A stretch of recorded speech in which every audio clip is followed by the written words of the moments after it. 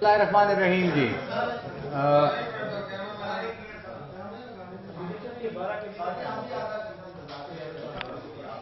नहीं, मैं तो अपने वक्त पे आया हूँ जी, आप अच्छा।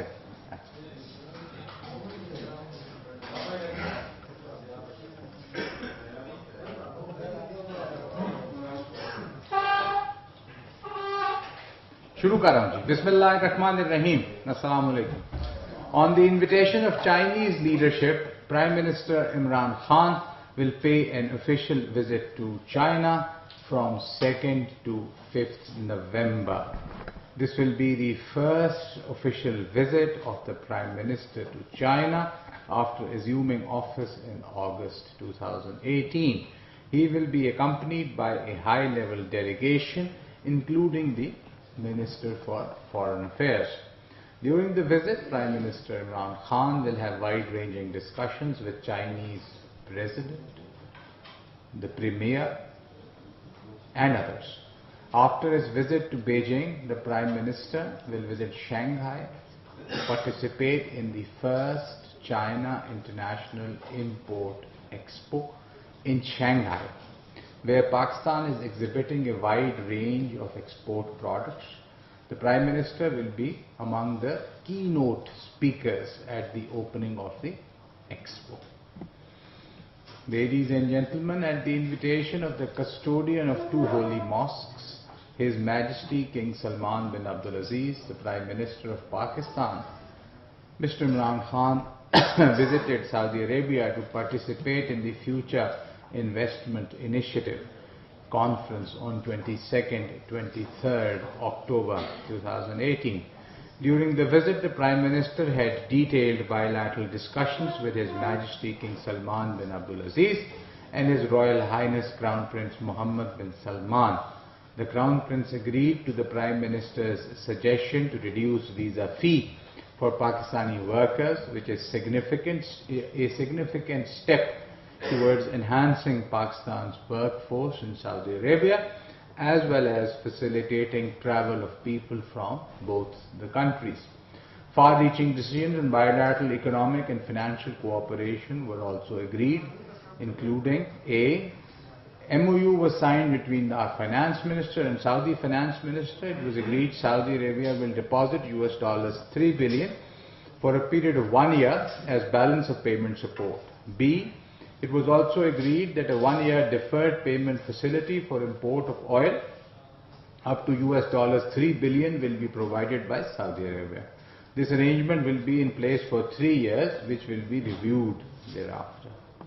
The earlier visit of the Saudi delegation had evaluated the possibility of investing in a petroleum refinery in Pakistan. Saudi Arabia confirmed its interest in this project, and a MOU will be signed after obtaining cabinet approval. Saudi Arabia expressed interest in development of mineral resources in Pakistan. For this purpose, the federal government and the government of Balochistan will consult, following which a delegation of the kingdom will be invited to visit Pakistan.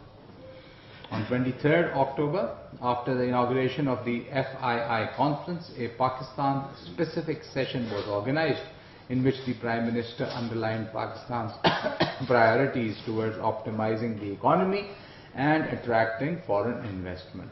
Stressing the focus of his government on human resource development, he highlighted the potential of Pakistan's youth, identified lucrative investment opportunities in tourism sector, minerals, coal and gas exploration, and information technology. He mentioned the successes of Pakistan in the fight against terrorism, which has brought peace and stability in the country.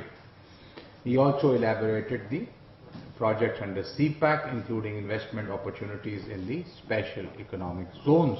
The Prime Minister also took several questions from the audience, comprising hundreds of business entrepreneurs. The Prime Minister arrived in Medina on 22nd October, where he was received by Governor Prince Faisal bin Salman.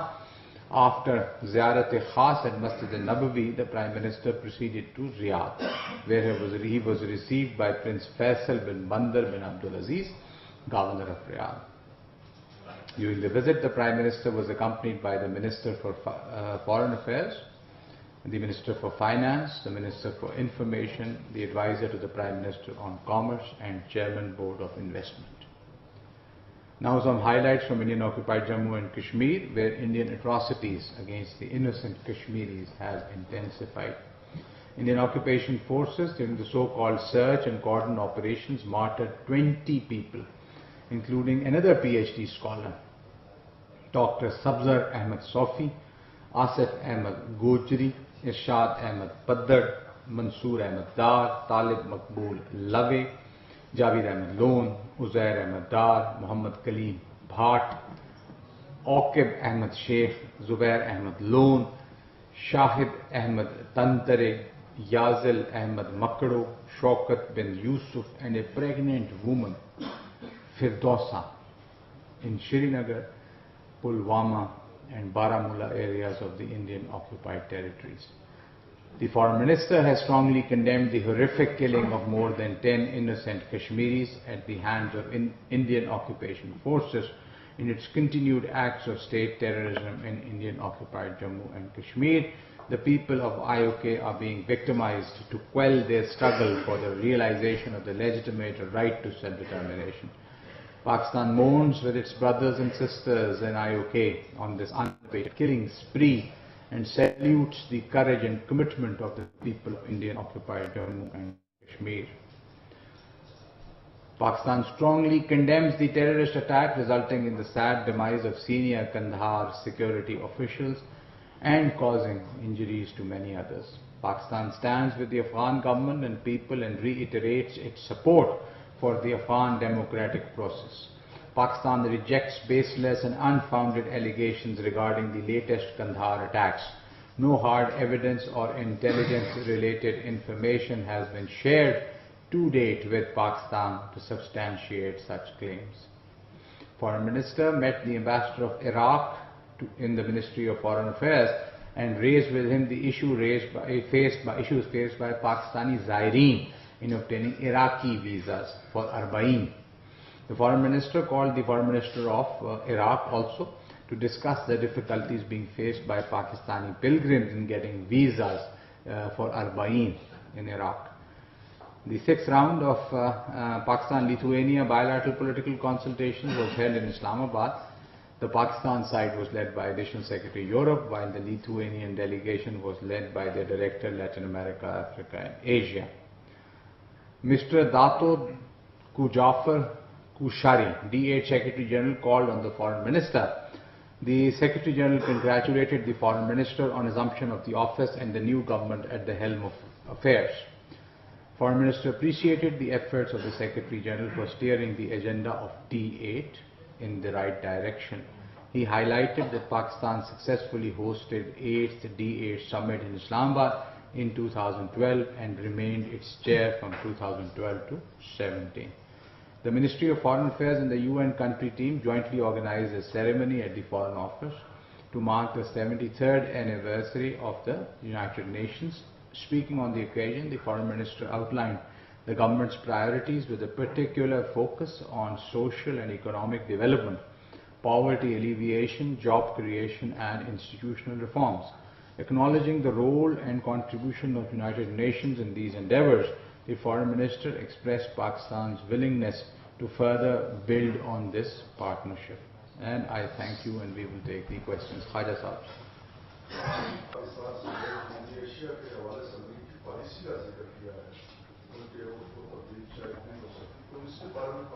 अभी जो यूनिकेशिया के हवाले से policy है उससे उसी तरीके से जो अमेरिका के पहले डिमांड के ऊपर थी. Nazreen? Okay. Pakistan and the US are currently engaged, along with other regional stakeholders, to pursue a political settlement in Afghanistan, which is Afghan-owned and Afghan-led. In this context, the US Special Representative on Afghan Reconciliation, Ambassador Zalmay Khalilzad, visited the region, including Pakistan, a couple of weeks ago. It is important to reiterate that Pakistan's cooperation with Afghanistan and the international community to bring about lasting peace in Afghanistan is born out of firm belief that a stable Afghanistan is vital for eliminating the menace of terrorism inside Pakistan and the region in general. Above all, Pakistan's own economic vision and integration into the broader region hinges on peace in Afghanistan. There is no question of any country applying pressure on Pakistan for something which we believe is in our national interest. Our foreign policy is based on principles of peace within and peace without. In all our domestic and external pronouncements, we are guided only by Pakistan's national interest and prosperity of the people of Pakistan. जी जनाब।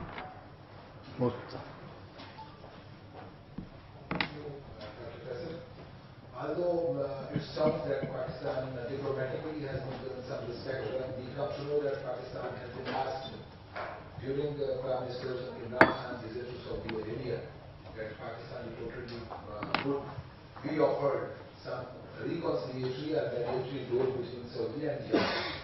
If it is so, please confirm. And the related second prong of the same question is, what would be the mandate of Pakistan and what would be the modalities to iron out the differences between the two Muslim brotherly countries? Follow up. Ji doctor साहब, perception यही है कि Saudi अरब से जो हमारी package मिला है वो पाकिस्तान का रोल होगा यमन के साथ मामला में होगा। तो इसमें उसका क्या है, इस बात और दूसरी बात क्या सिर्फ यही बात है अगर है, या ऐसा भी है कि सऊदी अरब जो है उसका एक वक्त आने वाला है जो बलूचिस्तान के इलाके के अंदर कुछ जो मादनियात हैं उनके हवाले से कोई बातचीत अगर फॉलो अप है तो कर लें। डेलीगेशन आए थे अक्सर इस तरीका फारूक मुस्लिम इलाका गए थे, वहाँ पर उन्होंने भी कोई फाइल आती थी बलोचिस्तान में वायर खड़ी सर्च के हवाले से। एक तो ये बता जिसमें तो की सर्च पे इन्वेस्टमेंट करने पे बलोचिस्तान में, दूसरा ये कि कश्मीर में इसी पे रहने दी जो मौजू है, तो आप इसी मौजू पे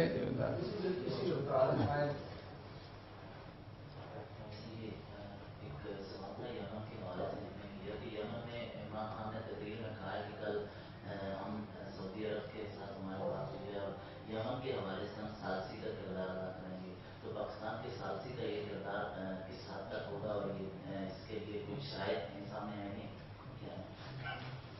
हाँ जी सर, इसी के ऊपर करें ख्वाजा साहब, जितने सवाल करें जी। तो कि जो इसमें स्टेक होल्डर्स कंट्रीज हैं, मतलब यमन है, सऊदी अरब है, ईरान है, वो उन्होंने पाकिस्तान के ऊपर यानी एतमाद अपना जाहिर किया है कि पाकिस्तान इसमें सालसी का किरदार अदा करे।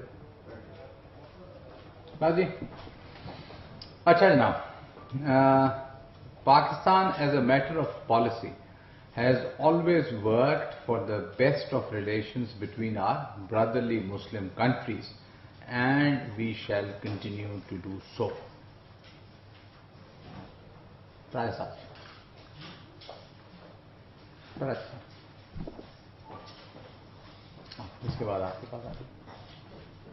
sir.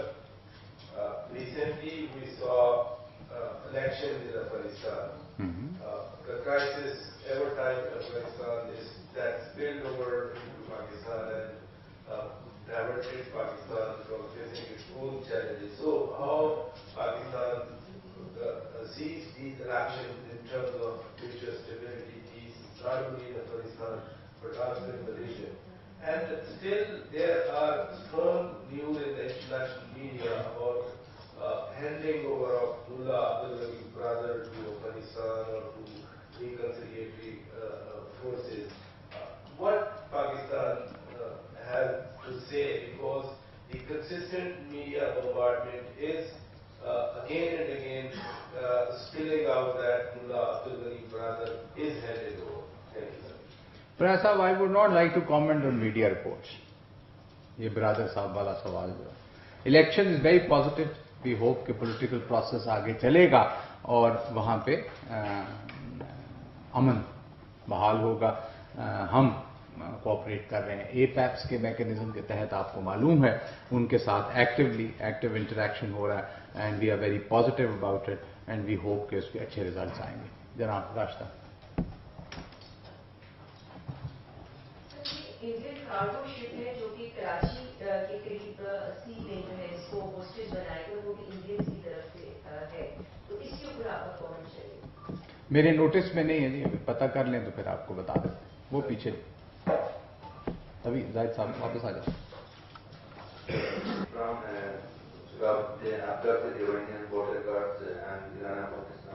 Cooperation with the Iranians, the local commander level and the DGMOs have also spoken. We are actively looking into it in collaboration with our Iranian brothers. That's all.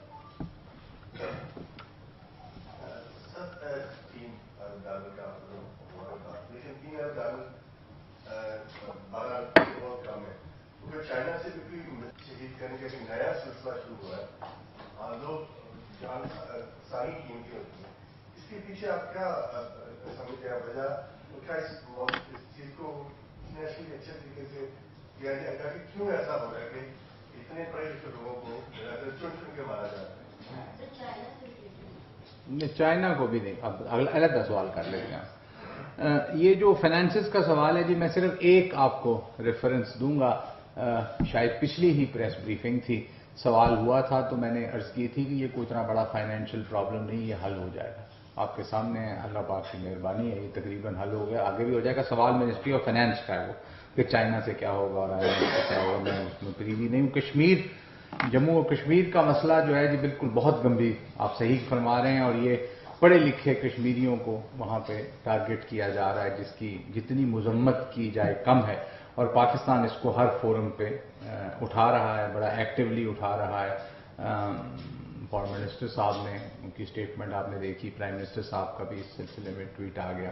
कुछ और इसमें एक्शंस इन्हीं अगले 1-2 दिन में लिए जा रहे हैं, वो मैं आपको सून उसकी इतला दे दूँ। जनाब इधर नवीद साहब।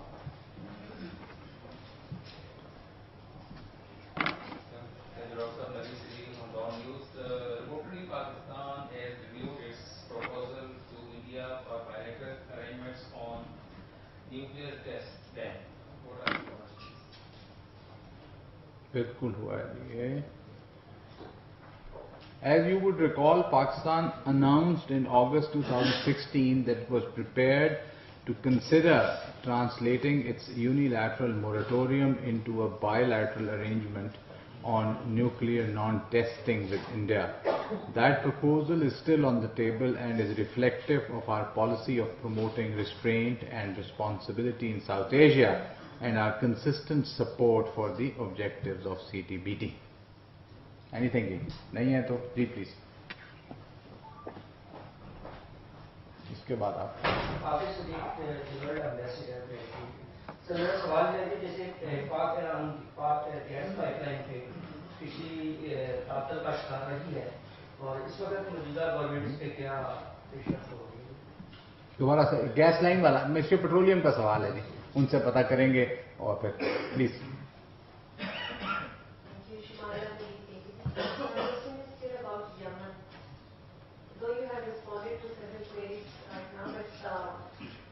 Prime Minister yesterday during the address to the nation said that Pakistan is going to play a mediating role between Saudi Arabia and Yemen. However, the foreign minister during an interaction with media the same evening did not give any hint about the mediation. So just want to clarify that is it Pakistan's desire to play a mediatory role, or either of the two countries has formally approached Pakistan for this?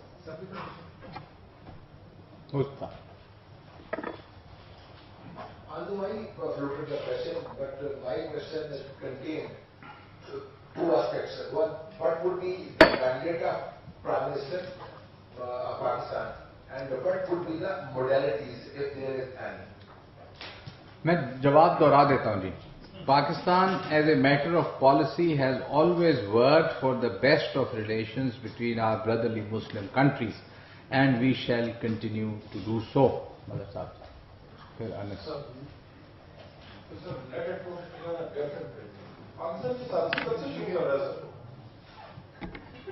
सवाल का जवाब वही है जी, अनस साहब।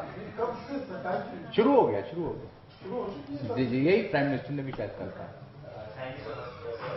India and China